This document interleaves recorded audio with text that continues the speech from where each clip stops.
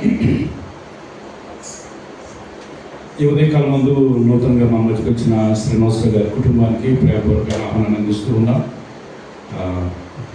ప్రతి వారం కూడా మీరు రావచ్చు, మాతో కలిసి ప్రభువుని గణపరుస్తూ ప్రభు యొక్క సన్నిధిలో మీరు ఎదగవలసిందిగా నేను మీకు ఆహ్వానాన్ని అందిస్తూ ఉన్నాను. తప్పనిసరిగా మీరు ఇప్పుడు ఉన్నంతకాలం కూడా ఒక సేవకునిగా మీకు అవసరమైన సమయాల్లో మీకు తప్పనిసరిగా ఒక పాస్టర్గా చేయవలసిన ప్రతి పని బాధ్యత నెరవేర్చడానికి సిద్ధంగా ఉన్నాను.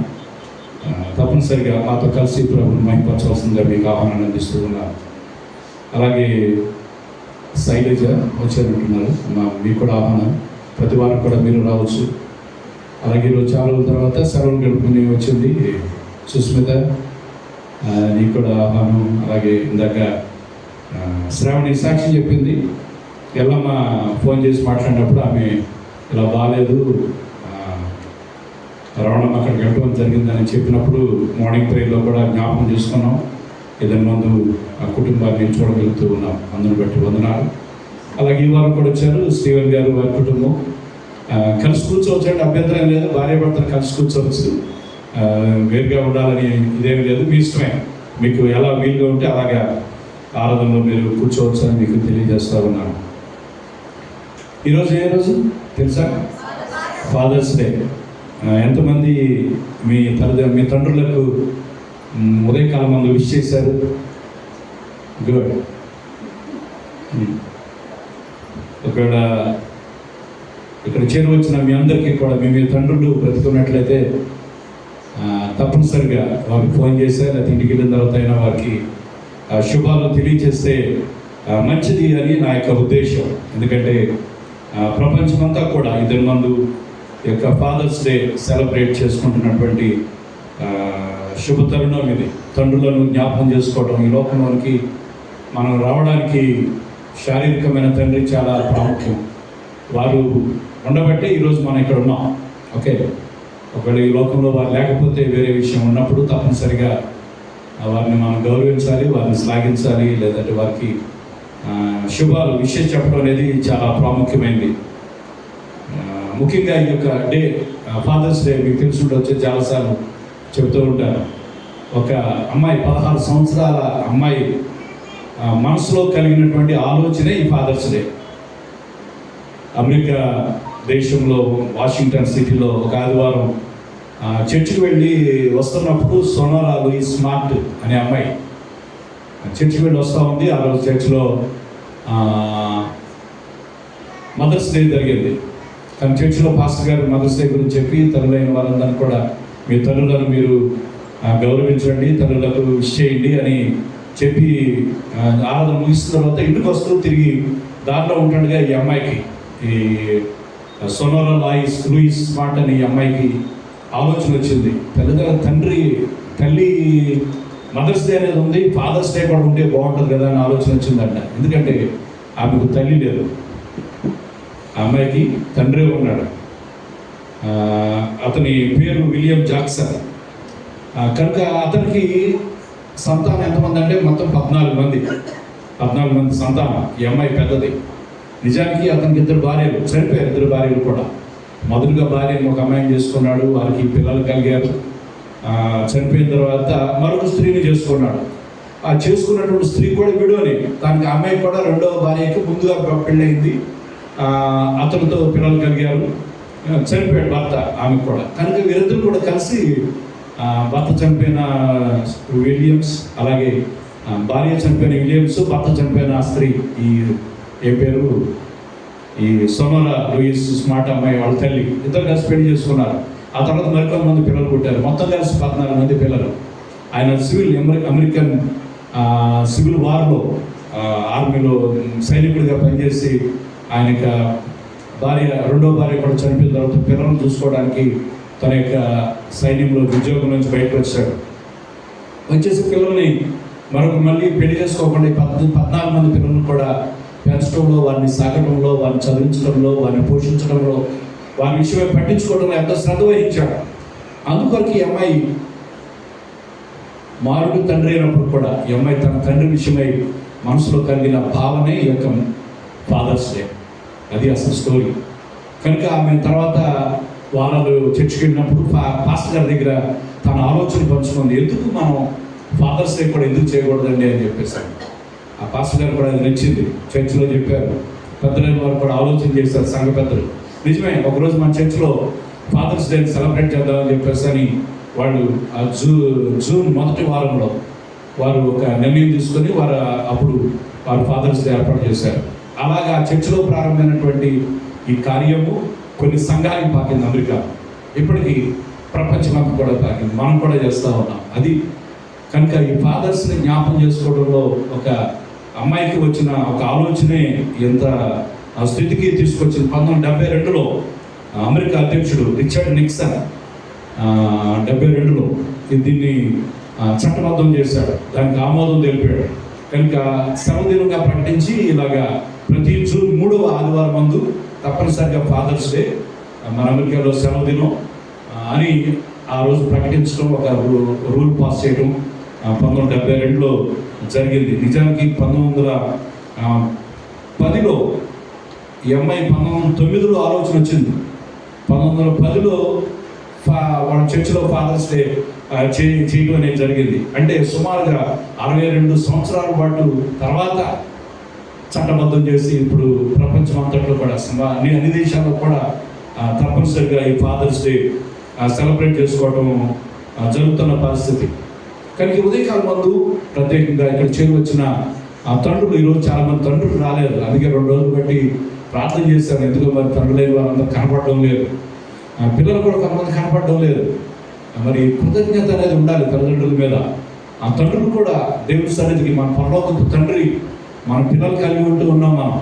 మన పిల్లలు మన ముందు పెరుగుతూ ఉన్నారు, మన ఒక తండ్రిని లోకంలో ఉంటూ ఉన్నాం.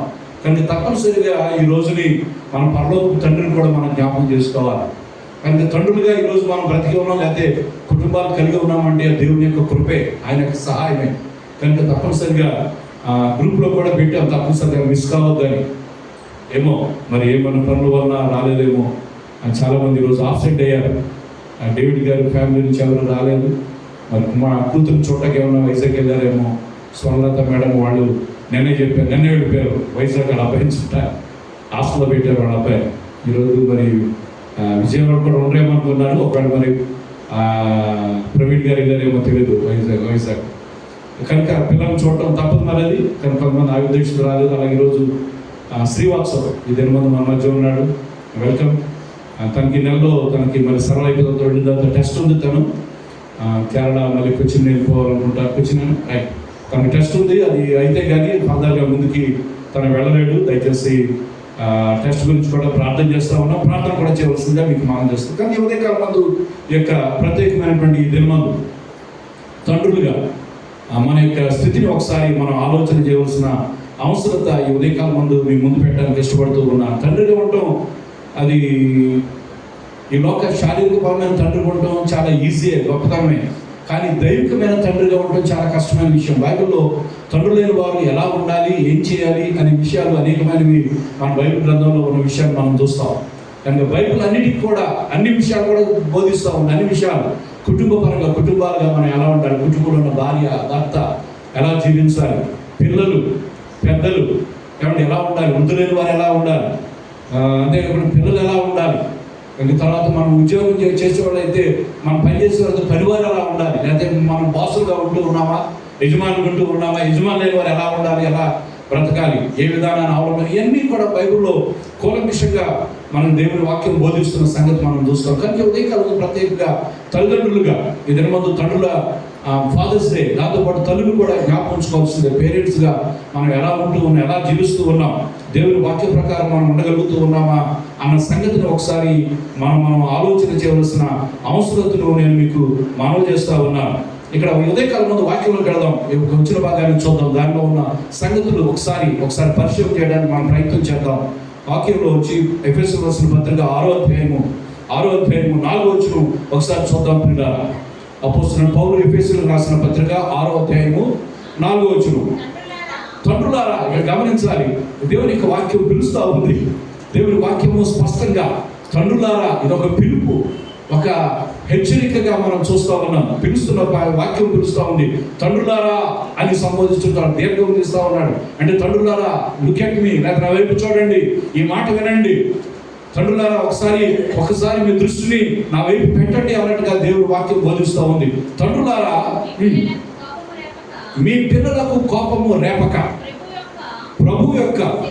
ప్రభు యొక్క శిక్షలోను బోధలోను వారిని పెంచుడి. తండ్రులారా మీరు చేయవలసింది, లేకపోతే తల్లులారా పేరెంట్స్గా మీరు చేయవలసింది, మీరు దృష్టి పెట్టవలసింది, మీరు గమనించవలసింది ఏమిటని ఆలోచన చేసినట్లయితే వాక్యం చెబుతున్నమాట, మీ పిల్లలకు కోపము రేపక వారిని ఏం చేయాలంట? ప్రభు యొక్క శిక్షణలోను బోధలోను వారిని పెంచుడి అనే మాట చూస్తాం. ఉదయకాలం ముందు ఈ మాట గురించి కొన్ని సంగతులు ఒకసారి ధ్యానం చేయడానికి మనం ప్రయత్నం చేద్దాం. ఎందుకు దేవుడు ఈ యొక్క వాక్యంలో మన తండ్రులారా అని పిలుస్తున్న సంగతిని ఒకసారి ఆలోచన చేసినట్లయితే, భయంకరమైనటువంటి పరిస్థితులు ఆ దినాలు. ఈ పత్రిక రాయబడింది ఎప్పుడనంటే క్రీస్తు శకము, యేసు ప్రభు ఆయన మరణించి తిరిగి లేచిన 30 సంవత్సరాల తర్వాత, అంటే 62వ క్రీస్తు శకం 62వ సంవత్సరంలో ఈ పత్రిక పౌలు రాయబడిన సంగతిని మనం గమనించవచ్చు.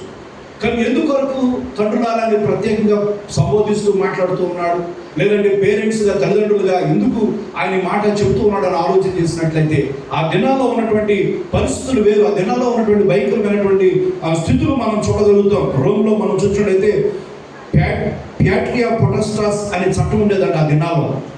యేసు ప్రభు జీవించిన దినాల్లో రోమ్ నగరంలో లేదా యెరూషలేము ఆ ప్రాంతాల్లో, యూదయ ప్రాంతాల్లో ఉన్నటువంటి ఒక చట్టం ఏంటంటే, తండ్రుల అధికారం కలిగిన వారు అనేటువంటి చట్టం. తండ్రికి అధికారం ఉంది అనే చట్టం. అని ఈ రోజుల్లో కూడా అధికారం ఉంది కదండి అని మీరు అనవచ్చు. కానీ ఆ దినాల్లో ఉన్నటువంటి పరిస్థితి ఏంటంటే, తండ్రులైన వారు తమ పిల్లల విషయమై ఏదైనా చేయవచ్చు. పూర్తి అధికారం కలిగిన వారు పిల్లల్ని పెంచడానికి కానీ, పిల్లలను విడిచిపెట్టేయడానికి కానీ, లేకపోతే పిల్లలు బ్రతకడానికి కానీ, చంపడానికి కానీ పూర్తిగా అధికారం కలిగిన వారు. ఆ దినాల్లో బానిసలుగా అమ్మివేయడానికి కూడా తండ్రికి అధికారం ఉండే పరిస్థితి. కనుక ఆ చట్టాన్ని అమల్లో ఉన్న పరిస్థితి రోమా గవర్నమెంట్లో ఉన్నటువంటి పరిస్థితి. అంటే ప్యాట్రియా పొటస్టాట్ అనే లాటిన్ పదం అది. దానివల్ల అర్థం ఏంటంటే తండ్రి అధికారము, అంటే అధికారం ఉంది అనేటువంటి చట్టం. అధికారం ద్వారా ఏదైనా చేయవచ్చు. ఆ దినాలు పుట్టిన పిల్లలు అంట, ఆ దినాలు ఏం చేసేవారంటే, తండ్రి మోకాళ్ళ మధ్య కాళ్ళ దగ్గర తీసుకొచ్చి పెట్టేవారంట అది పుట్టినటువంటి బిడ్డల్ని. కనుక పుట్టిన తర్వాత ఆ బిడ్డను తండ్రి తీసుకుంటే ఏమండి అంగీకరించినట్టు. ఒకవేళ ఆ తండ్రి ఎత్తుకోలేదనుకోండి, అక్కడ వదిలిపెట్టేసి పక్క వెళ్ళిపోయాడు అనుకోండి, ఆ పిల్లవాడిని మంత్రసాలలో డెలివరీ చేసినప్పుడు ఆ మంత్రసాన్ని బయట ఇచ్చేయటం, బయట పడేయటం, చంపేయటం, లేదంటే అక్కడ నదిలో పడేయటమో, లేదంటే బానిసలుగా వేరే వాడికి అమ్మేయటం జరిగే పరిస్థితి. ఇటువంటి చట్టం అమల్లో ఉన్న దినాలు అవి. కనుక దేవుడు వాక్యంలో మనం చూస్తాం కదా, ఆది కాండంలో మనం దేవుడు ఆ సృష్టి చేసినప్పుడు, అంటే ఇప్పటికి 6000 సంవత్సరాల క్రితము ఆది కాండం మొదట వచ్చిన మనం చూస్తాం. మొదటి వచ్చిన ఎప్పుడు జరిగిందంటే ఇప్పటికి 6000 సంవత్సరాలు అయిపోయింది మొదటి వచ్చినాన్ని. కనుక దేవుడు వాక్యంలో చూస్తా ఉన్న ఆది కాండంలో దేవుడు సృష్టి చేశాడు. సృష్టి చేసి మానవుని చేసిన తర్వాత మానవుడు పతనం అయిపోయాడు. కనుక పతనమైన మానవుడు, లేకపోతే పతనమైన ఒక పురుషుని యొక్క పరిస్థితి, భయంకరమైన స్థితి ఎలా ఉంటాడనేది దేవుడు ఎరిగినవాడే. అందుకొరకే ఈ వాక్యంలో స్పష్టంగా ఆ దినాల్లో కూడా దేవుడు తండ్రులారా అని పిలిచి వారిని హెచ్చరించడం అనేది మనం గమనించాలి. ఒకవేళ ఆ దినాల్లో పౌలు రాశాడు కదండి, అప్పుడేనా ఈ దినాల్లో కూడా మనం చూస్తూ ఉన్నాం. ఈ దినాలు కూడా అప్పటి పరిస్థితులు ఇప్పుడు ఎదుర్కొంటూ ఉన్నాం. తల్లిదండ్రులు పిల్లలను సరిగ్గా చూడని పరిస్థితి. అమెరికా దేశంలో ఈ సంవత్సరం ముందు వాళ్ళ సెన్సస్ ఒక లెక్కలు చూసినప్పుడు ఏమండి, అక్కడ అమెరికా దేశంలో 43%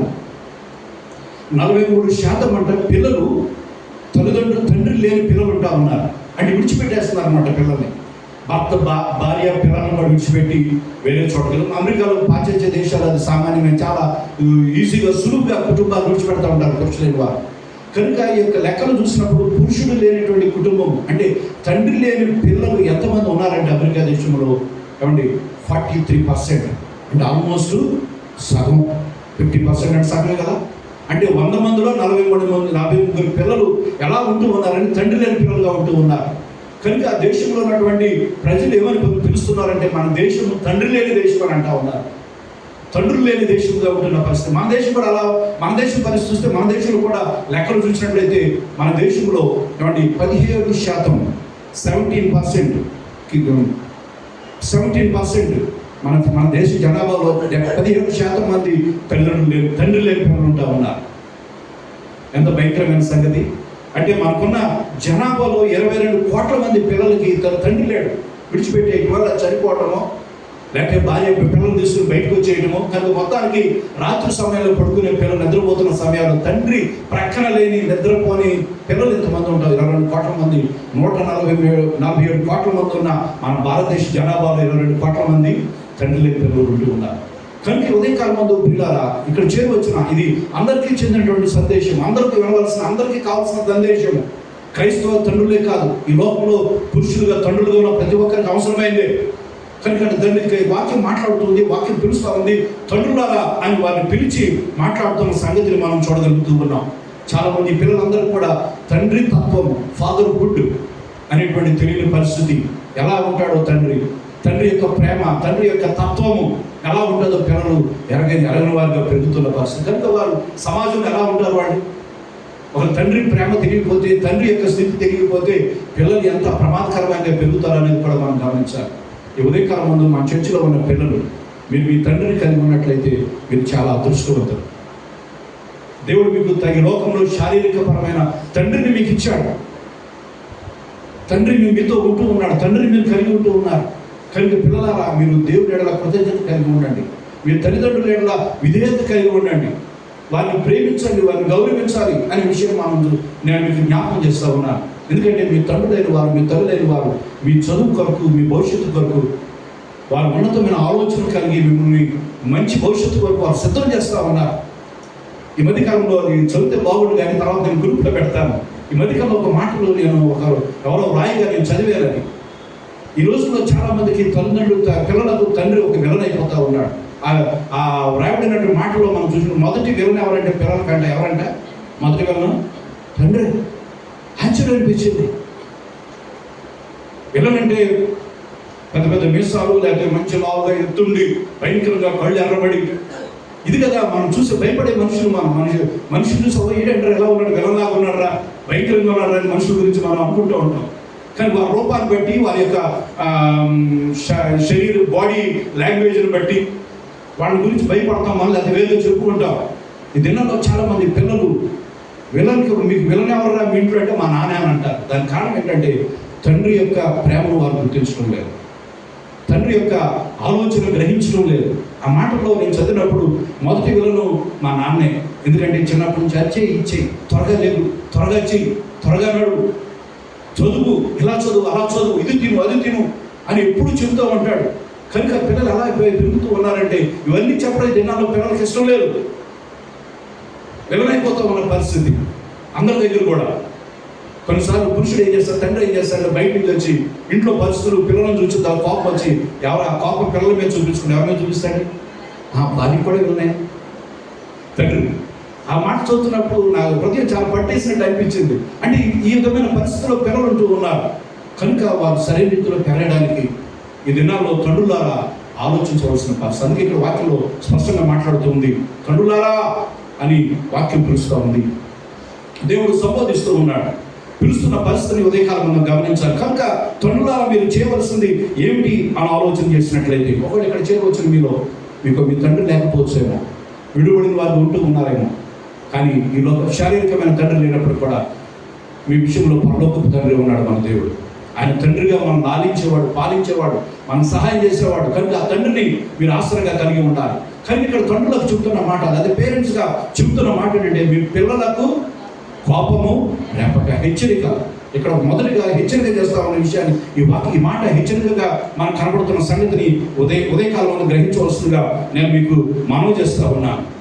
కోపము రేపవద్దు. రేపడం అంటే ఈ రోజుల్లో రేపడం తెలియదు. ఇదివరకు అంటే మనం కట్టెల పొయ్యిలు ఉండేవి. అదండి, ఆ కట్టెల పొయ్యిలు మండుతున్నప్పుడు ఏం చేస్తూ ఉంటాం, కొన్నిసార్లు ఆ కర్రలను లేపి అలా కొట్టి మళ్ళీ లోపల తోస్తూ ఉంటుంది. దానికి ఆ పైన ఆ మండుతున్నప్పుడు ఎర్రగా కాలుతూ ఉంటుంది కర్ర. కాలి తర్వాత కొంతసేపు దానిలో ఉన్నటువంటి మంట బయటకు వచ్చేసిన తర్వాత ఆ ఎర్ర దాని మీద ఒక నల్లటి పొరాలు పడుతూ ఉంటుంది, బూడిదలాగా. కనుక దాన్ని మనం రేపగా దాన్ని దులపగానే దాని మీద ఉన్నటువంటి ఆ బూడిద, అలాగే పైన ఉన్నటువంటి బ్లాక్ అంతా పొర పడిపోయి మళ్ళీ ఎర్రగా కనపడుతుంటుంది ఆ కర్ర. కనుక కర్రలను తోపుతున్నప్పుడు దాన్ని రేపడం అంటారు, రేపగొట్టడం. కనుక వాక్యంలో మాట్లాడుతున్న మాట ఏమిటంటే, మీ పిల్లలకు కోపము రేపక రేకెత్తించవద్దు అన్న మాటను మనం చూడగలుగుతూ ఉన్నాం. అంటే కోపాన్ని రేకెత్తించడం, లేదంటే వారిని ఆగ్రహానికి గురి చేయడం, చికాకు పెట్టడం, వారిని విసుగ కలిగించేటట్టుగా ప్రవర్తించవద్దు అని వాక్యం యొక్క అర్థం ఇది. తండ్రులారా, పేరెంట్స్, మీరు మీ పిల్లలకు కోపము, పిల్లలందరూ కూడా ఈరోజు మా ఇంట్లో మా తల్లిదండ్రులందరూ మా కోపం తెప్పిస్తూ ఉంటారు అని వాళ్ళ వైపు చూస్తూ ఉంటారేమో. కానీ ఇక్కడ వాక్యం చెబుతున్న మాట, తండ్రులుగా మన తల్లిదండ్రులుగా వారికి కోపాన్ని ఏమాత్రం కూడా రేపకూడదు అన్న విషయాన్ని మనం చూస్తూ ఉన్నాం. కొలసల రాసిన పత్రిక 3:21లో రాయబడిన మాట మనం చూస్తుంటే, తండ్రులారా మీ పిల్లల మనసు కృంగకున్నట్లు వారికి కోపము పుట్టించుకుడి అని అంటున్నాడు. అంటే వాడి కోపం వస్తే పిల్లలకి ఏమైపోతాడు, వాడి మనసు కృంగిపోతుంది అంటున్నాడు. వాక్యం చెబుతున్నాం, నిజమేనండి ఇది. అరే పిల్లలు కోపం రాకుండా ఎట్లా వస్తుంది, మనం గద్దించుకోవడం మానేస్తామా అని అనొచ్చేమో, కానీ మనం తర్వాత మాట్లాడతాము. కనుక చాలాసార్లు వారికి కోపం కలగడానికే మన యొక్క గద్దింపులు చాలాసార్లు కారణమవుతూ ఉంటాయి. జాగ్రత్త. వాక్యం చెబుతున్నమాట, మీరు పిల్లల కోపం రేపొద్దు, మనసు వాడు కుంగిపోతుంది. కనుక కోపాన్ని మాత్రం వారికి కోపం రేపకుండా ఉండాలి అనే విషయాన్ని ఇక్కడ ఒక హెచ్చరికగా చేస్తున్న మాట మనం చూస్తూ ఉన్నాం. వచనాలు పై అధ్యాయం చూస్తే, 5వ అధ్యాయం చూస్తే స్త్రీలారా, పురుషులారా, భార్య ఎలా ఉండాలి, భర్త ఎలా ఉండాలి, ఇవన్నీ కూడా వాక్యంలో మాట్లాడటం మనం చూస్తాం. అసలు 6వ అధ్యాయం పెట్టే సమయానికి ఇక్కడ ఆ పై వచనాల్లో కూడా మనం చూసినట్లయితే, పై వచనాల్లో మనం తల్లిదండ్రులుగా విధేయులుగా ఉండాలి, పిల్లల గురించి మాట్లాడి, పిల్లలు మీరు అలా ఉండండి అని మిగిలిన 3 వచనాలు మాట్లాడి, 4వ వచనంలో తండ్రులను ప్రత్యేకంగా తండ్రులారా అని పిలుస్తూ ఈ మాటలు వారికి తెలియజేస్తున్న విషయాన్ని మనం చూడగలుగుతూ ఉన్నాం. ఒకవేళ మన పిల్లలు కోపం రేపిస్తూ ఉన్నామంటే, రేపగొడుతూ ఉన్నామంటే వాళ్ళ మనసు కృంగ చేస్తూ ఉన్నాం. కృంగ చేయడం వల్ల జరిగే పని ఏంటంటే, వారు మన మీద మనం వారికి వెళ్ళనవుతాం. మనం వారికి వెళ్ళయ్యామంటే మనం వారు గౌరవిస్తారా? వాక్యం చెబుతున్నమాట, నువ్వు దీర్ఘాయుష్మంతులగినట్లు నీ తండ్రిని తల్లిని సన్మానించమని ఉంటాము. కనుక వారు కోపం వచ్చినప్పుడు మనం సన్మానించలేరు. తల్లిదండ్రులు ఆయన మరణాన్ని కోపంతో ఉన్నప్పుడు మనల్ని ఎలా గౌరవిస్తారు వాడు? కనుక దానికి కారణం ఏంటంటే మనమే అవుతూ ఉన్నామని దీని వాక్యం చెబుతున్నమాట. వాడు కోపం రావడానికి, మనల్ని వారు గౌరవించుకోవడానికి మనమే కారణమవుతున్నాం అన్న విషయాన్ని ఈ వాక్యం స్పష్టం చేస్తున్న సంగతి కూడా మనం గమనించాలి. కోపం రేపవద్దు, వారి మనసులో మీరు కృంగ చేయవద్దు అన్న మాట ఇక్కడ మనం చూడగలుగుతూ ఉన్నాం. కానీ ఇది చేస్తూ ఉన్నామంటే 5 ఆజ్ఞలు, మోషేకి ఇచ్చిన 5 ఆజ్ఞలు, 5వ అధ్యాయం ఏంటి అది? మీ తల్లిదండ్రులను. కనుక వారు ఎప్పుడైతే సన్మానించరో, వాళ్ళు కోపం రేపితే వాళ్ళు సన్మానించరు. కనుక ఆ ఆజ్ఞను వారు చేయకుండా ఉండేటట్లు మనమే ప్రయత్నం, అంటే దానికి కూడా దోషులు మనమే. కనుక జాగ్రత్త. వారి కోపం రేపు, ఎప్పుడు కోపం రేపుతుంది పిల్లలకి? చాలాసార్లు మన అతి వలన అన్న విషయాన్ని ఉదయకాలం ముందు నేను మీకు జ్ఞాపకం చేస్తున్నాను. తల్లిదండ్రులుగా మనం చేస్తున్నటువంటి అతి భద్రత, అతి రక్షణ పిల్లల విషయమే అతిగా మనం స్పందిస్తాం చాలాసార్లు. నేను కూడా చాలాసార్లు ఈ వాక్యం చదువుతున్నప్పుడు నన్ను చాలా గద్దించింది ఈ వాక్యం. నన్ను పిల్లల గురించి ఆలోచన చేసినప్పుడు వాళ్ళకి అతి రక్షణ ఇవ్వడానికి పడిపోతారేమో. మా బెన్న ఉన్నాడు కదా, మీకు తెలుసు, వాడి వైపు ఎప్పుడు చూస్తూ ఉంటాను. ఈరోజు చూడలేదులే, ఎందుకంటే వాక్యం నన్ను గద్దిస్తూ ఉంది. కానీ వాడు ఎక్కడ ఇక్కడే కాదు, ఎక్కడికి వెళ్ళినా జైపూర్ వచ్చినా సరే నేను నిలబడి చూస్తూ ఉంటాను, మాట్లాడుతూ ఉంటాను. వాడి మీద దృష్టి ఉంటాడు. బయటకు వెళ్తున్నాడు వాడు కూర్చోడు, ఒకసారి కూర్చొని బయటకు వెళ్తూ ఉంటాడు. వాక్యం మాట్లాడుతున్న వాడు వైపు చూస్తూ ఉంటాడు, వచ్చాడా లేదా, రాకపోతే ఆలోచన వస్తూ ఉంటుంది. నేను కూర్చున్నప్పుడు కూడా వాడి వైపు చూస్తాను. జైపూర్ కొలుస్తాను అంటూ పిల్లలు అంటూ ఉంటారు, పెదనాన్న పిల్లలు రా, మీ పెదనాన్న నీకు అన్నట్టుగా జాతకం కూర్చో అని అంటూ ఉంటారు. నేను చూస్తూ ఉంటాను. అతి రక్షణ, వాడి విషయమే మన అతిగా స్పందించడం అంటారు. దీని విషయంలో చూడవలసిన దానికంటే, చేయవలసిన దానికంటే అతిగా మనం స్పందించడం అనేది వారికి ఏం తెప్పిస్తుంది? కోపం తీసుకొస్తుంది. అందుకే పిల్లలు, నేను చెప్పాను ముందే చెప్పాను కదా, పిల్లలకు వాళ్ళు మొదటి పిల్లలు ఎవరంటే సినిమాలలో చూస్తున్న సీరియల్లో కాదు, ఇంట్లో మన నానే మొదటి పిల్లలు అయిపోతాడు. కారణం ఏంటంటే మన ఎత్తిగా మా ఇంట్లో చాలాసార్లు ఇదే చేస్తూ ఉంటారు. ప్రతి ఇంట్లో ఇదే జరుగుతుందేమో, ఇది తిను అది తిను, ఇంకొంచెం పెట్టుకో. మా ఇంట్లో ఆడవాళ్ళు ఉన్నారు, 2 ఉన్నారు, మా అమ్మ కూడా ఉందిలేండి. వీళ్ళు పెట్టే విధానం ఎలా ఉంటుందంటే భయంకరం, వాళ్ళకి ఇష్టం ఉండదు. కొన్నిసార్లు నేనే వదిలేస్తూ ఉంటాను. నేను కూడా కొన్నిసార్లు పెట్టండి, నేను వండుగా పెట్టి ఎందుకు తినలో చూస్తాను అని అంటూ ఉంటాను నేను. నిజమే, అతి దానివల్ల వారి కోపం వచ్చే పరిస్థితి పిల్లలకు ప్రతి ఇంట్లో కూడా జరుగుతుంది అనుకుంటానేమో. జాగ్రత్త. ఇది వాక్యానుసారంగా సరైనది కాదన్న విషయాన్ని మనం చూస్తూ ఉన్నాం. అతి చేయటం అనేది చాలా ప్రమాదకరమైనది. అతిగా వారిని రక్షించడం, వారి విషయమే ఆలోచన చేయడం, వారి గురించి పట్టించుకోవడం, అతిగా శిక్షించడం, అతిగా క్రమశిక్షణ చేయడం. ఇది చేయి, అది చేయి, నేను చెప్పినట్టే చేయాలి, నేను ఏదంటే అది జరగాలి. కొన్నిసార్లు ఎందుకు తింటాడు, నేను ఉన్నప్పుడు పెట్టు వాళ్ళకి అని అంటూ ఉంటాను. ఎందుకు తింటారు? వాళ్ళకి ఇష్టం లేదు, కొన్నిసార్లు ఇష్టం ఉండదు. మనకి చాలాసార్లు కొన్ని సంగతులు మనకి ఇష్టం ఉండదు, మనం తింటాం మానేస్తాం, కానీ మన పిల్లలు తినాలి. దీన్ని అంటాం నేను అతిగా మనం క్రమశిక్షణ తీసుకురావడం, అతిగా వారి విషయమే మనం స్పందించడమే. జాగ్రత్త, వాక్యం చెబుతున్నమాట, తల్లులారా మీరు మీ పిల్లలకు కోపము రేపవద్దు అన్న విషయాన్ని, పక్షపాతం చూపించడం పిల్లల విషయంలో, ఒకరినొకరు చూడటం, మరొకరు చూడటం, అది వాళ్ళ కోపం తీసుకొచ్చే పరిస్థితి. వాక్యం ఇవన్నీ కూడా మనం సందర్భాలు మనం చూడవచ్చు, కానీ ఇవన్నీ చెప్పడం సమయం చాలు కనుక నేను ముందుకెళ్తూ ఉన్నాను. వారి మీద లక్ష్యాలు, అవాస్తవిక లక్ష్యాలు నిర్దేశించడం, నువ్వు ఇది చేయాలి, ఎలా ఉండాలి, నువ్వు ఇది కట్టుకోవాలి. చాలాసార్లు మా పిల్లలు కూడా నేను కట్టుకునే విషయంలో కూడా చెప్తూ ఉంటాను అన్నమాట. ఇది తెలుసుకోవాలి, ఇది చేయగలదు. చాలాసార్లు ఇంట్లో పిల్లలు కాబట్టి జిల్లు ఉండదు. ఈ బెన్నో డోనా గురించి కంప్లైంట్ నాకు వస్తూ ఉంటుంది. జయ అంటది, బావగారు చూడండి ఈ డ్రెస్ వేసుకుంటాను జయ, అది డోనా అని అంటారు. ఎందుకు వేసుకో అంటారు.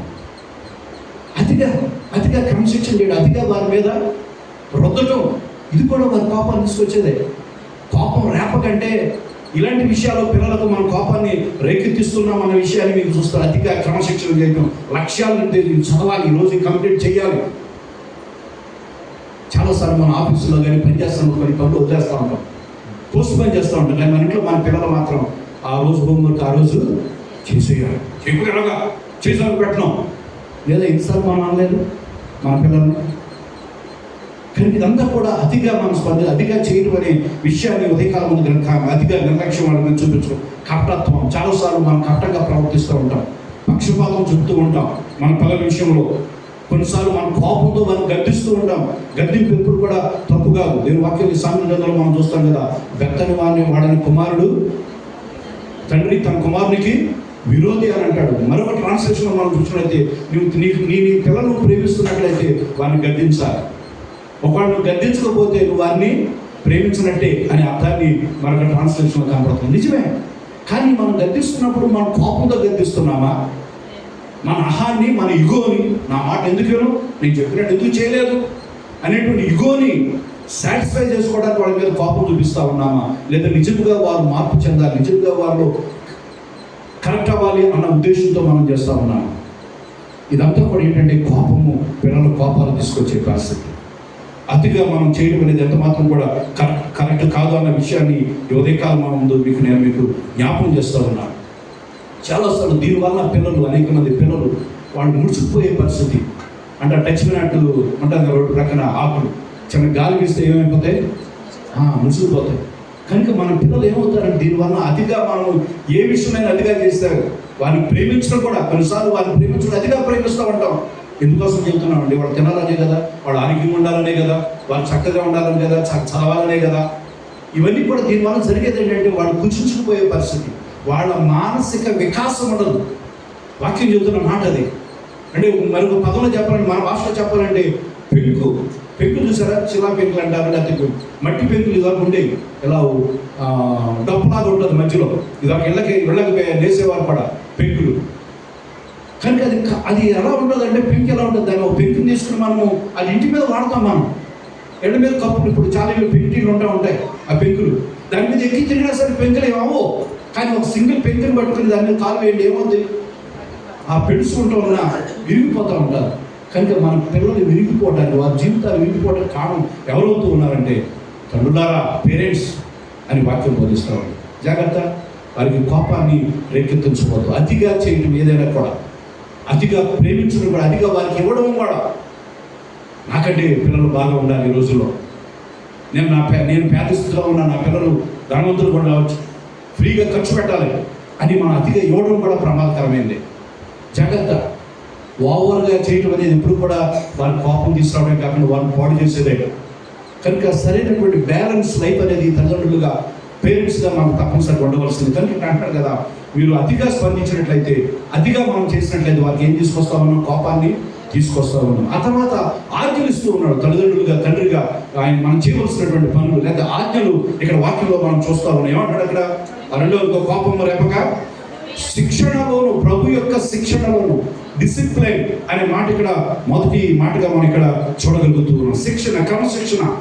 కనుక శిక్షించడం లేదా వారిని శిక్షించడం వేరు, క్రమశిక్షణ అనేది వేరు, గుర్తుపెట్టుకోవాలి.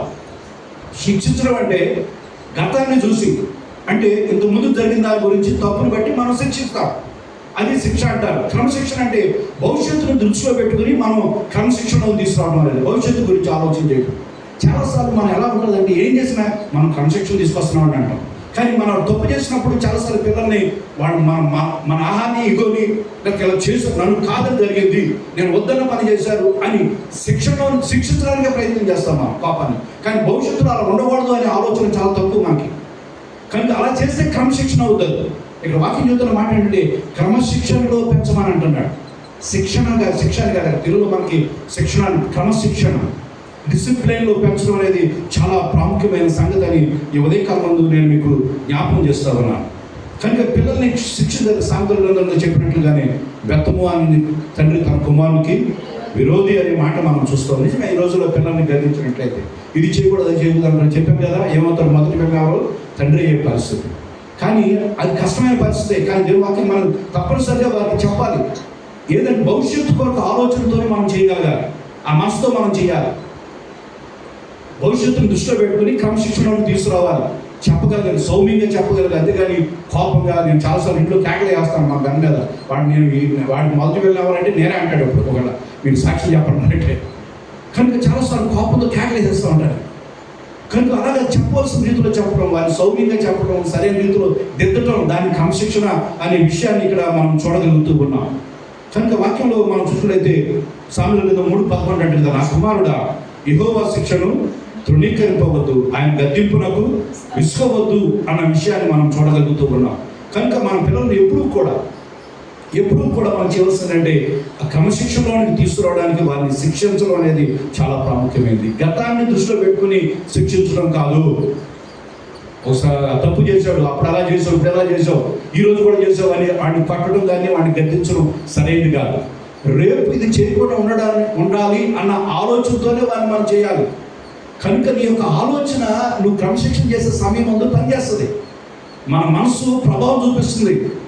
చాలాసార్లు అనుకుంటాం మన పిల్లలు తెలియదు అనుకుంటాం, కానీ మనము వారిని ఇగో సాటిస్ఫై చేసుకోవడానికి, మన కోపాన్ని ప్రదర్శించడానికి తిడుతున్నామా కొడుతున్నామా అనేది వాళ్ళకి అర్థమవుతుంది. కొన్నిసార్లు పిల్లలు చాలా కోపంగా చూస్తూ ఉంటారు, మనకు తెలుసు. మన పరిస్థితులతో పాటు పిల్లలు మనం చెబుతున్నాను ఉదయకాలం ముందు మొదటి హీరోయిన్ మన పిల్లలకి ఎవరంటే తల్లిదండ్రులే. సినిమా హీరోలు కాదు, మనమే, మన పేరెంట్స్ వాళ్ళ ఫస్ట్ హీరోయిన్లు. అదే సమయంలో ఫస్ట్ పిల్లలు ఎవరంటే కూడా మనమే అవుతాం, మన ఇంట్లో అవుతాం. కనుక ఇక్కడ వాక్యంలో స్పష్టంగా వాక్యం చెబుతున్నమాట. పౌలు ఇక్కడ రాస్తున్నాడు, తండ్రులారా అని పిలిచి మీరు జాగ్రత్త వహించాలి. జాగ్రత్త, వాళ్ళ పాపాన్ని తీసుకురావద్దు, వారిని క్రమశిక్షణలోనికి పెంచాలి అన్న విషయాన్ని ఇక్కడ హెచ్చరికగా, ఒక ఆజ్ఞగా వారికి చెబుతున్న మాట మనం చూడగలుగుతూ ఉన్నాం. రెండవది చూసినట్లయితే అదొక ఇన్స్ట్రక్షన్ చెబుతున్నాడు. రెండవది చూస్తే బోధ అని అంటూ ఉన్నాడు. ఏమన్నాడు అక్కడ? ప్రభు యొక్క బోధలోను వారిని పెంచాలి. అంటే ప్రభుని గురించి తెలియజేస్తూ ప్రభు యొక్క సంగతుల చేత వారిని చేయాలి. ఎలా చేయగలుగుతాం? ద్వితీయోపదేశ కాండంలో మోషేతో దేవుడు మాట్లాడుతూ చెబుతున్న మాట 4వ అధ్యాయం 9వ వచనం, నీవు కన్నులు చూచుకోండి. ఎవరైనా వచ్చిన వారిని చూడండి దయచేసి. 4వ అధ్యాయం 9వ వచనంలో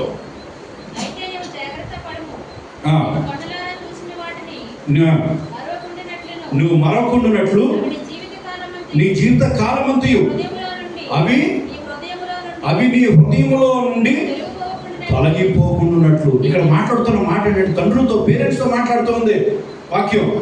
కనుక నీ కనులారా చూసినవి, నువ్వు ఎరిగిన సంగతులు, లేకపోతే ఈ వాక్యము, ప్రభు యొక్క వాక్యం అక్కడ ఉండాలంట. మొదటగా తల్లిదండ్రులుగా మన హృదయంలో ఉండాలి, గుర్తుపెట్టుకోవాలి. వారికి బోధ చేసే ముందు ప్రభు యొక్క బోధలో పెంచమంటే చాలాసార్లు అది మనలో ఉండదు, మన జీవితాల్లో ఉండదు, కానీ ఇతరులకు చెప్పడానికి మనం ప్రయత్నం చేస్తూ ఉంటాం. పిల్లల జీవితాల్లో మన ఉపయోగం ఉంది. ఆలోచన చేయండి. మనం ప్రార్థన చేయము, టైంకి రాము గుడికి, మన పిల్లల మాత్రం గుడిలో ఉంటే పాస్టర్ గారు చూసుకుంటారు. సంస్కృతి చాలాసార్లు పాస్టర్ గారితో చెబుతూ, పాస్టర్ గారు మా పిల్లడు మాట్లాడట్లేదండి, మా పిల్లడు సరిగ్గా చదవట్లేదండి, మా వాడు అదండి ఇదండి అని. ఇంట్లో మీరు కదా మీ పిల్లల విషయంలో చూడవలసింది, పాస్టర్ గారు ఏం బాధ్యత ఎందుకు? ఇంటికి గుడికి వెళ్తే మన ఆలోచన, గుడికి వెళ్తే గుడిలో పాస్టర్ గారు చూస్తే భయం కలుగుతుంది, దేవుడు అంటే భయం, భీమో తప్పురా అని ఉండాలి అనే ఆలోచనతో మనం మనసు ఉంటుంది. కానీ అలా కాకుండా చేయవలసిందంటే వాడిని సరిరీతిలో పెంచడానికి ముందుగా మనము ఆ స్థితి మనం కలిగి ఉండాలి.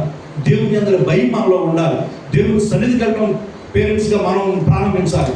దేవుని వాక్యము, దేవుని యొక్క దేవునిలో ప్రార్థించడం, ఇవన్నీ కూడా దైవికమైన విషయాలన్నీ కూడా మొదటిగా మన జీవితాల్లో మనకు ఉన్నట్లయితే అప్పుడు మన హృదయంలో ఉండాలి. అవి మన జీవితాల్లో పనిచేయాలి. అప్పుడు మనం బోధించాలి. ఈ వాక్యం చెబుతున్నమాట. ప్రభు బోధలో పెంచడం అంటే రోజంతా కూర్చోబెట్టి వాడి పాటలు లేదా వాడికి వాక్యం చదివించడం లేదా ప్రార్థన చేయించడం అండి. దేవుడికి చెబుతున్నాడు, అది చెబుతున్నాడు, నీకు చెప్పడా దేవుడు? వాళ్ళకి చెప్పమని దేవుడు నీకు కూడా చెబుతున్నాడు.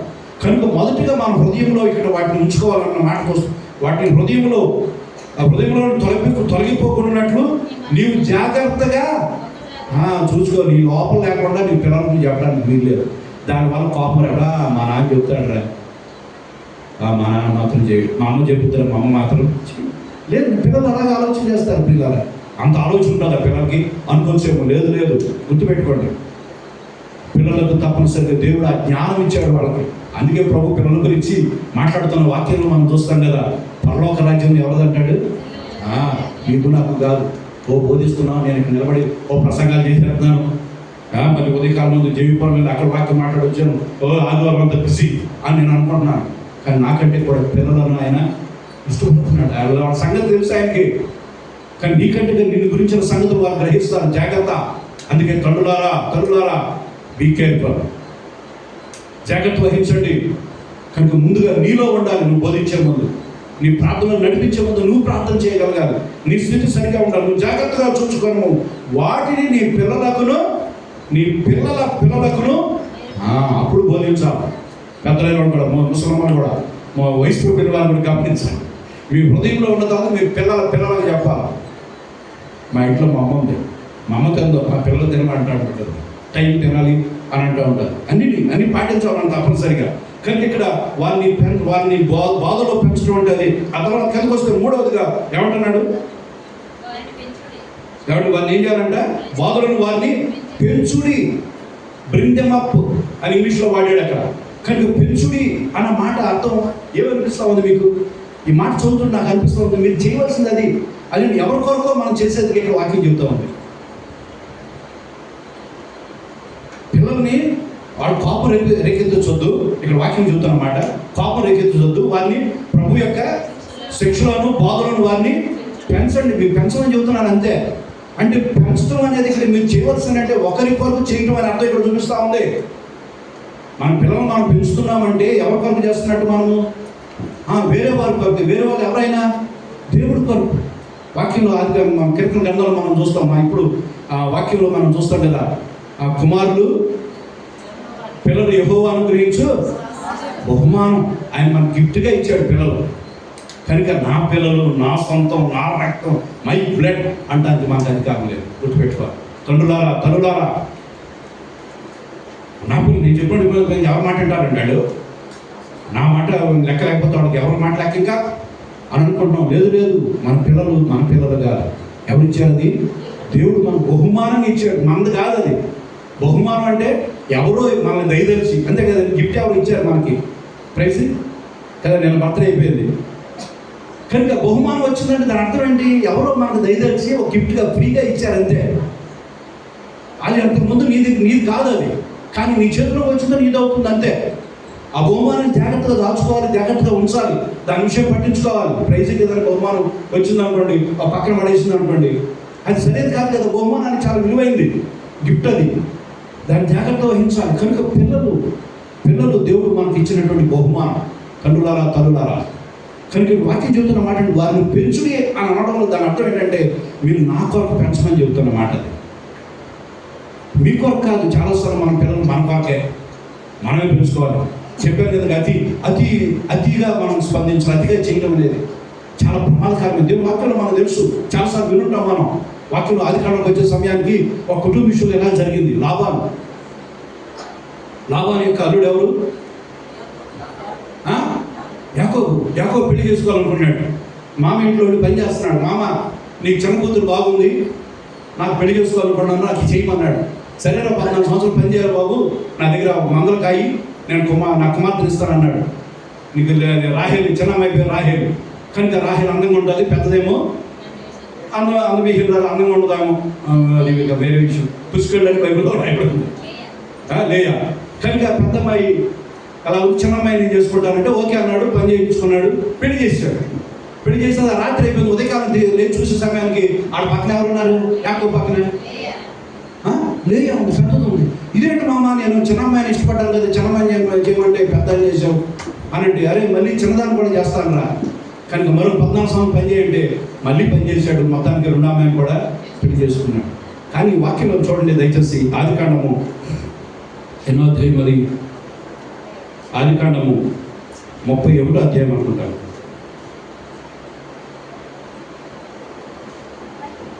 ఎక్కడో రాసుకున్నాను. 31:15 వచ్చిన 14-15 వచ్చిన ఏమన్నా చదవండి. ఆదికాండము 31వ అధ్యాయం 15-14 వచ్చిన 14-15 వచ్చిన. అందుకు రాహేలును లేయా ఇద్దరు అక్క చెల్లెలిద్దరు కూడా ఏమన్నారు? ఇంకా మా తండ్రి ఏంట మాకు పాలు పప్పులు ఎక్కడివి? అతను మమ్మను బొత్తిగా ఏం చేశాడు? మమ్మల్ని అన్యులుగా చూశాడంట. చూడట లేదా? అతను మమ్మల్ని అమ్మివేసి మాకు రావాల్సినంతా కూడా, మాకు రావాల్సిన ద్రవ్యం బొత్తిగా తినేశాడు. ఎంత భయంకరమైన సంగతి! తండ్రి ఏమో కుమార్తెల గురించి ఆలోచన చేసి, పెద్ద కుమార్తె ఏం చెప్పాను? అందవిహీనురాలు, పెళ్ళవుద్దో లేదో, ఆమె గురించి, ఆమె భద్రత గురించి, ఆమె లైఫ్ గురించి, ఆమె భవిష్యత్తు గురించి, ఆమె పెళ్లి గురించి అతిగా ఆలోచన చేశాడు. తల్లులారా గుర్తుపెట్టుకోవాలి, అతిగా ఆలోచన చేశాడు. పెళ్ళవుద్దో లేదో, రేపు ఈ అమ్మాయికి అసలు మొగుడు దొరుకుతాడో లేదో, కనుక ఏదో విధంగా పెళ్లి చేయాలి, మోసం చేసేది సరే ఈ అమ్మాయిని పెళ్లి చేసేద్దాం అనుకున్నాడు. చేసేసాడు.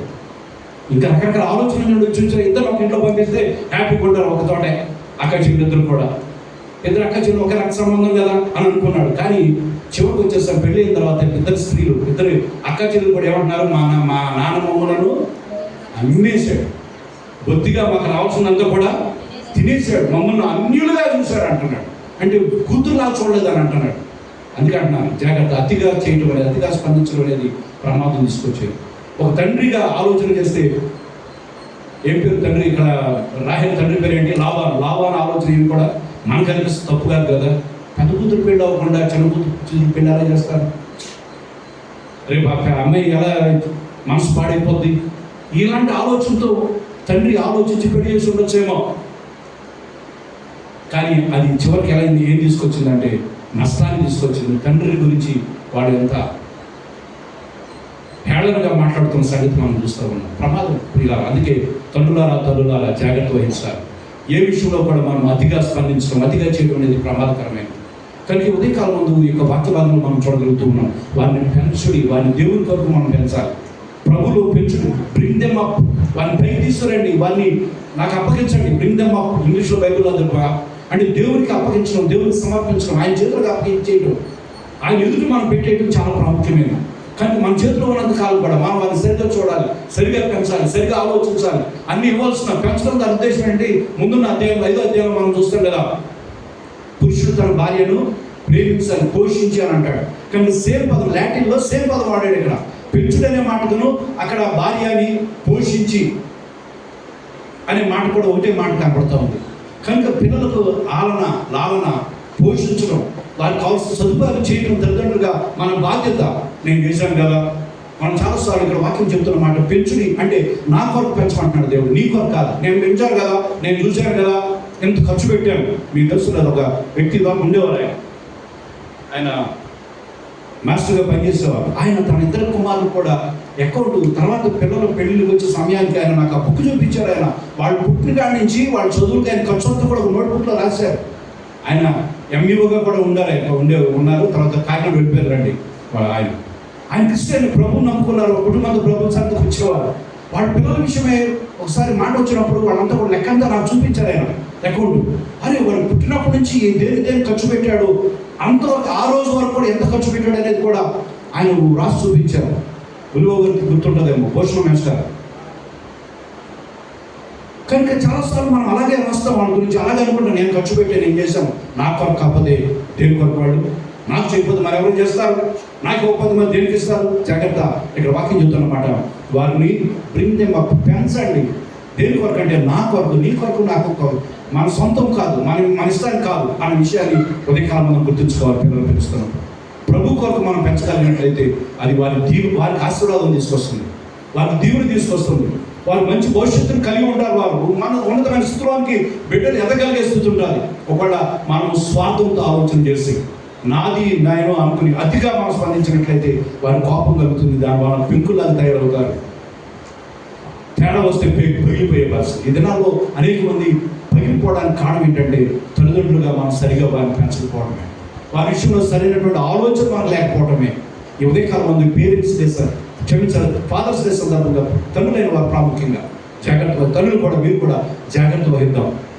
వారి కోపాన్ని లేవడానికి వీల్లేదు. దీని అంతట్లో కూడా మనం చేయగలమంటే మనం మానవ మాత్రం మనం చేయలేము. కానీ దేవుడు మనకు సహాయం ఉంటే, దేవుని యొక్క సహాయాన్ని మనం పొందుకున్నట్లయితే మన పిల్లల్ని సరైన రీతిలో మనం చేయగలం. దేవుడు ఏదైతే ఆశిస్తూ ఉన్నాడో వారిని బ్రింగ్ దెమ్ అప్ అంటున్నాడు కదా, ఎలా ఉండాలో అలా తీసుకురండి అని అర్థం. కనుక ఎలా ఉండాలో అని ఆశిస్తున్నాడో మనం తీసుకురాగలుగుతాం ఎప్పుడంటే దేవుని సహాయాన్ని మనం తీసుకున్నాం. దేవుని యొక్క ఆత్మ నిత్యం కూడా మన మధ్య సంచారం చేస్తూ ఉంది. ఆత్మ సహాయం తీసుకోవాలి. ఆయన నిత్యం మనతో ఉండే దేవుడు. ఆయన మనకు బోధిస్తాడు, మనకు తెలియజేస్తాడు. ఈ వాక్యాల ద్వారా మనల్ని బాధపరుస్తూ ఉన్నప్పుడు మనం విని మనం మార్పు చెంది ఏమండి మన పిల్లల విషయమై సరిగ్గా స్పందించవలసింది. అమెరికా దేశంలో ఒక తెగవారు ఉన్నారు. వారికి ఉన్నటువంటి ఆలోచన, వారికి ఉన్నటువంటి పరిస్థితి ఏంటంటే పిల్లలు పెరిగిన తర్వాత, అడవి జాతి మనుషులు వాళ్ళ తెగలో పిల్లలు పెరిగిన తర్వాత వారి భయాన్ని పోగొట్టడానికంట 13 సంవత్సరాల వయసు రాగానే వారిని తీసుకెళ్ళి అడవిలో విడిచిపెట్టేస్తారు. చీకటి రాత్రుల్లో చీకటి సమయంలో, ఆ రాత్రి సమయంలో వారి కళ్ళకు గంతలు కట్టేసి మళ్ళీ తిరిగి వెనక్కి వచ్చేయకుండా తీసుకువెళ్ళి పిల్లల్ని అడవి నట్టడిలో మధ్యలో ఆ చీకటి సమయంలో వారికి విడిచిపెట్టేసేవారంట. విడిచిపెట్టి ఆ క్లాత్ తీసేసి వచ్చేవారంటే వదిలిపెట్టేసేవారు. కానీ వాడి చీకటి సింహ చీకటి, వాడికి ఏమి కనపడదు. ఇక వాడి శబ్దం మాత్రం పడుతూ ఉంటుంది అంతే. ఇక ఆ చీకటిలో రాత్రంతా అలా ఉండాలి వాడు. కానీ చిన్న ఆకు శబ్దం అయితే వాడు ఏదో జంతువు వచ్చిందని భయపడే పరిస్థితి. గాలి శబ్దం, గాలికి ఏమైనా చెట్లు అవి ఆ వృక్షాలు చెట్లే కదా, కనుక వాటి శబ్దం అయినప్పుడు ఆ తర్వాత ఏదైనా గాలికి రెమ్మలు విరిగిపడుతున్న శబ్దం, కొమ్మలు విరిగిపోతున్న శబ్దం, లేదా కొమ్మలు ఎగురుకుంటూ వెళ్ళిపోతున్న శబ్దాలు ఉన్నప్పుడు ఏదో జంతువు లేదా కీటం లేదా అది వచ్చింది ఇది వచ్చిందని భయపడుతూ వాడు ఆ సమయం గడిపేవాడంట. ఉదయకాలం తప్ప చిక్కటి ఆ నట్టి అడవిలో చిక్కటి అడవిలో చీకటిలో ఉదయకాలం ముందు సూర్యకిరణాలు వచ్చే సమయానికి వాడు అప్పుడు కనబడే పరిస్థితి. వాడు చూస్తూ ఉంటాడు. అప్పుడు అమ్మాయి తెల్లవారుతుందని చూస్తాడంట. చూసే సమయానికి దూరంగా ఒక వ్యక్తి బళ్ళాలు పట్టుకొని చూస్తున్న ఒక ఆకారం కనబడుతుంది. అరే ఏంట్రా ఎవరా కనబడుతున్నారు కొంతసేపు మరింత వెలుగు వచ్చే సమయానికి ఆ ఎదురుకుండా నిలబడిన వ్యక్తి ఎవరంటే వారి యొక్క తండ్రే. ఎందుకంటే ఆ తండ్రి కుమారుని ఎప్పుడు కూడా విడిచిపెట్టాడు. అడవిలో విడిచిపెట్టి వాడు క్షేమంగా ఉండడానికి రాత్రంతా కూడా తండ్రి కొడుకుతో పాటే ఉంటాడంట. వాడికి తెలియదు ఆ విషయం. కానీ ఉదయకాలం అయ్యే సమయాన్ని తండ్రిని చూస్తాడు. ఈ ఉదయకాలం ముందు మనం కూడా మన యొక్క తండ్రిని మనం ఆవరించి ఉంటూ ఉన్నాడు. ఈ భయంకరమైనటువంటి దినాలు ఉంటూ ఉన్నాం. ఎప్పుడో 60 సంవత్సరాలు క్రీస్తు శకం 60 సంవత్సరాలు ఒక తండ్రులారా అంటూ ఉన్నాడు. ఈ రోజు తండ్రులకు అవసరం అంటే ఈ రోజు కూడా అదే పరిస్థితిలో మనం ఉంటూ ఉన్నాం. భయంకరమైన దినాలు.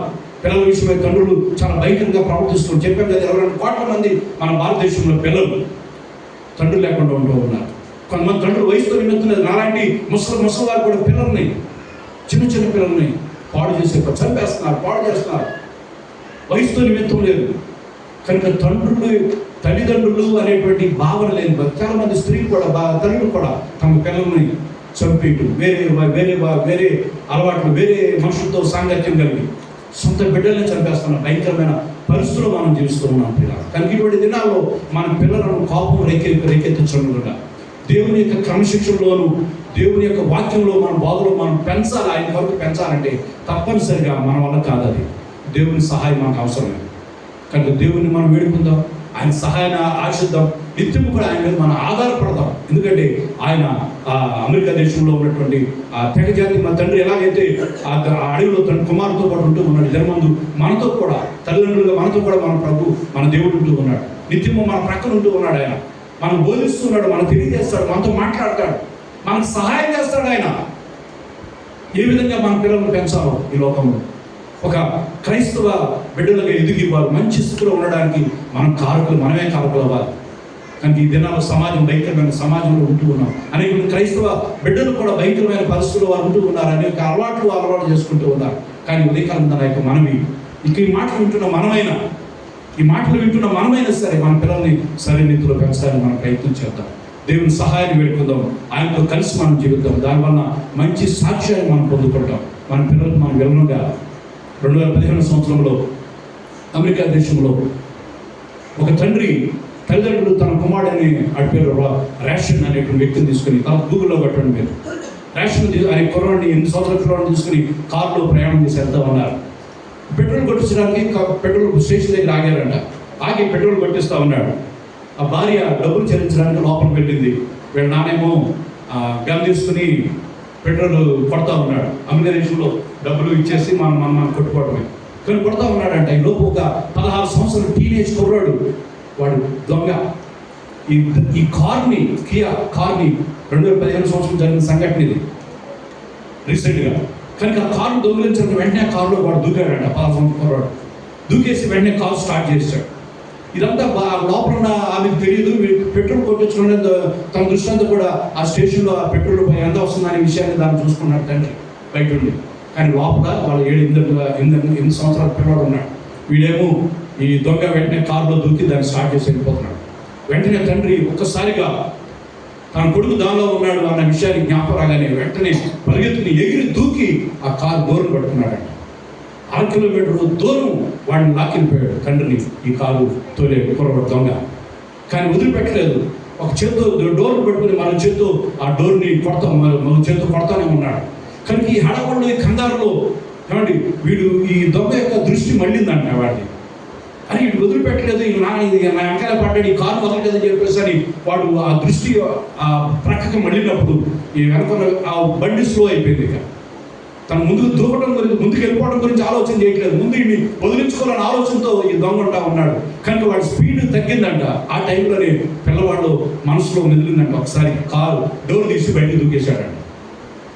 ఆ తర్వాత వాడిని అరెస్ట్ చేసే వేరు పిల్లడికి ఏం దెబ్బ తగ్గలేదు. కానీ ఆ పిల్లడు తర్వాత మాట్లాడుతున్న మాటలు కూడా నేను విన్నాను. వాడు చెబుతున్నాడు, మా నాన్న నా కొరకు తన ప్రాణాన్ని లెక్క చేయకుండా, 8 సంవత్సరాల పిల్లడు నా కొరకు ప్రాణాన్ని లెక్క చేయకుండా ఆ కారును పట్టుకుని ఏలాడుతూ ఉన్నాడు. ఆయన నాకు భయం అనిపించలేదు. మా నాన్న చెయ్యాల కారులో డోర్ మీద కనిపిస్తూ ఉంది, పట్టుకున్న ఆ చెయ్యి నాకు కనిపిస్తూ ఉంది. నాకు భయం అనిపించలేదు. కనుక నేను ఇప్పుడు స్లోగా నేను దూకేశాను అని చెప్పేశాను. ఆ పిల్లవాడు మాట్లాడుతూ ఉన్నాడు. ఎంత మంచి మాటలు, ఒక 8 సంవత్సరాల పిల్లవాడు మాటలు. ఆ తండ్రి కూడా మాట్లాడుతూ అంటాడు కదా, నాకు ఎప్పుడు ఆలోచన రాలేదండి. నా కారు వెళ్ళిపోతున్నప్పుడు నా దృష్టిలో అమ్మాయి వదలకూడదు, నా కొడుకుని విడిచిపెట్టకూడదు అన్న ఆలోచన నాకు ఉంది తప్ప వేరే నాకు ఆలోచన లేదు. ఇక చనిపోతానా ఏమవుతానా అని ఆలోచన లేదు. నా కొడుకుని రక్షించుకోవాలి. ఇది తండ్రి చేసే త్యాగం అది. కనుక పిల్లల ఎడల మనం అటువంటి మనసు కలిగి ఉన్నట్లయితే ఆ పిల్లవాడు 8 సంవత్సరాల రేషన్ చక్కని మాట్లాడి నా తండ్రి ఉండగా నాకు భయం లేదు. నిజమే, అటువంటి భరోసాని మన పిల్లలకి ఇద్దాం. ఆ ధైర్యాన్ని మనం కలిగిద్దాం. నిత్యము వార్తలు నుండి కొరకు మనం సిద్ధపడదాం. దీని అంతట్లో కూడా మన దేవుడు మనకు సహాయం చేస్తాడు. ఆయన మనం వేడుకుందాం. ఈ మాటలు దేవుడు మనం ఇంట్లో దీవించుగాక. తనలో వచ్చిన చిన్న ప్రార్థన. దయగల తండ్రి, మహోన్నతుల నీ పొందిన ఈ ఫాదర్స్ డే సందర్భంగా ఈ వాక్యం నుంచి మేము అనగలిగాం. ప్రత్యేకంగా ఈ లోకంలో మీరు మాకు అనుగ్రహించినటువంటి మా శారీరకపరమైన తండ్రులు బట్టి మీకు పొందాం. ఇద్దరి మంది మేము ఇక్కడ ఉన్నామంటే నేను ఈ లోకంలో మా తండ్రులుగా మీరు ఇచ్చారు ప్రభావ. వారు మాకు భక్తిని, నాయన మా కొరకు వారి శ్రమను, వారి యొక్క రక్తాన్ని, మా తండ్రి వారి యొక్క ధనాన్ని మా కొరకు ఖర్చు పెట్టారు. మరి ముఖ్యంగా మా ప్రభావ నేను ఎరిగిన బిడ్డలుగా మేము ఈ దినమంతా జీవించగలుగుతూ ఉన్నామంటే మా యొక్క తల్లిదండ్రులే. అందుని బట్టి ఆయన నీకే వందనాలు చెల్లిస్తూ ఉన్నాం నాయన. అలాగే దినమందు మేము కూడా తల్లిదండ్రులుగా మేము బిడ్డలు కలిగి ఉంటూ ఉన్నాం. నీ వాక్యాలు చెప్పినట్లుగా మా ప్రభావ మా పిల్లలకు మేము పాపం రేపేవారుగా కాక, వారికి విసుగును మా తండ్రి నాయన మేము రేకెత్తించేవారుగా కాక, నాయన మా తండ్రి నాయన మేము వారిని సరైనటువంటి క్రమశిక్షణలోను నీ యొక్క వాక్యంలోనూ పెంచగలిగినటువంటి సహాయం దయచేయండి. నీ కొరకు మేము పెంచుతున్నాం అన్న సంగతిని నేను జ్ఞాపకం చేసుకున్న వారమే. మీరు మాకు ఇచ్చిన తలాంతులను మా ప్రభావ మరింత వృద్ధిలోనికి వారిని తీసుకొని వచ్చి ఒక దినమందు మంచి దాసురాలు లేదా మంచి పేరెంట్స్ అని నీ నుంచి మేము మెప్పుకోగలిగినటువంటి ధన్యతను మీరు మాకు దయచేయమని, ఈ మాటలు విన్న మేమందరం కూడా మా ప్రభావ మా ఆలోచన విధానాన్ని మేము మార్చుకున్న వారమే. సరైన రీతిలో మేము స్పందించగలిగినట్లు, మా బిడ్డల విషయమై మేము పనిచేయగలిగినట్లు మీ సహాయం దయచేయమని యేసు పరిశుద్ధ నామమును బట్టి అతిమితులతో వేడుకొంచున్నాము తండ్రి. ఆమేన్.